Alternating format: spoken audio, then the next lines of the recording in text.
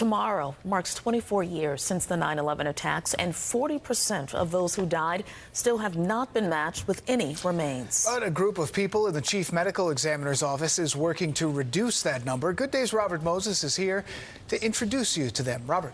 Dan and Tashani, for these public servants who you are about to meet, 9/11 is not just a single day in history. It is their yesterday, their today, their tomorrow. They have made it their mission to connect the remains of those who died that day with those who love them, no matter how long it takes. 4 years into his job at the chief medical examiner's office, Mark Desire responded to Ground Zero. We're standing within a stone's throw of the South Tower, and boom, it cracked, and it was right over us. You look up, I thought I was dead. My left foot, was shattered. Knocked me out of my shoes. A state police boat ferried him to safety in New Jersey, shattered foot and all. That's him in the middle in the green shirt, bloodied. Behind him, the North Tower is ablaze. The South Tower gone. One of the reporters had said the North Tower just collapsed. I'm like, where's the South Tower? That fell on you a while ago. After the buildings fell, Desire and his team embarked on a mission they never could have foreseen, identifying the 2,753 dead. Think of the enormity and gravity of that task, naming the unearthed human remains, some as small as a pea, damaged by fire, rain, sun, and jet fuel, and returning them to their loved ones.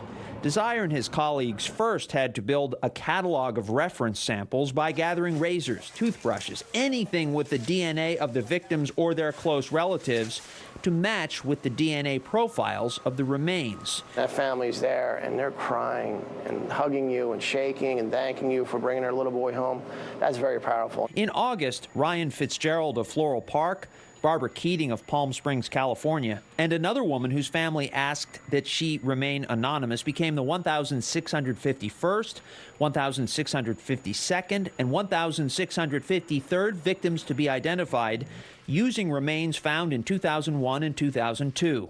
Dr. Jennifer Odian, a forensic anthropologist in the medical examiner's office, notified their loved ones. I know that there is a level of shock that, we're continuing to do this testing, but also appreciation. Odian has spoken with hundreds of families through the years. She maintains one of these green folders for each of the 2,753 victims. We have those 1,100 where no remains have been identified to them, so the folders are very thin because we don't have a lot of documentation for that individual. But as remains start to be identified to an individual, the folder gets bigger and bigger. The technology has improved to the point where they can extract enough DNA now on some of those remains. The toughest of the tough remains, they're now able to get results from. Using a small deer bone, Kevin McKenna demonstrated how. Liquid nitrogen fills this container to freeze tiny pieces of the bone and make them fragile. Those pieces are pulverized into a powder which is treated with chemicals to extract the DNA and create a profile. The goal is to reference that profile against the existing database to find a match. It's the greatest honor to know that after all this time we can actually make an identification.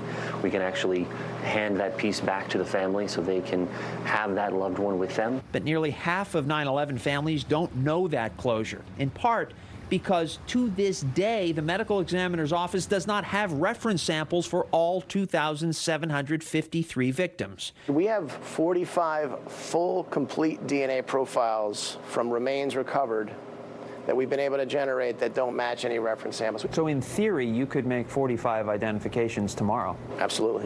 About 10,000 sets of remains reside here, in the repository at the 9/11 Memorial and Museum where the North Tower once stood, behind a wall with a quote from the poet Virgil, "No day shall erase you from the memory of time." Next to the repository is a reflection room, off limits to the public, where loved ones can gather. People go there to pray, people go there for birthdays, anniversaries, so it's again very personal for each family. It's personal for those who work in the medical examiner's office too, which is why they invited us here. Every month we identify remains. It's important that the public and the families know that we're still here. And that commitment is as great today as it was in 2001.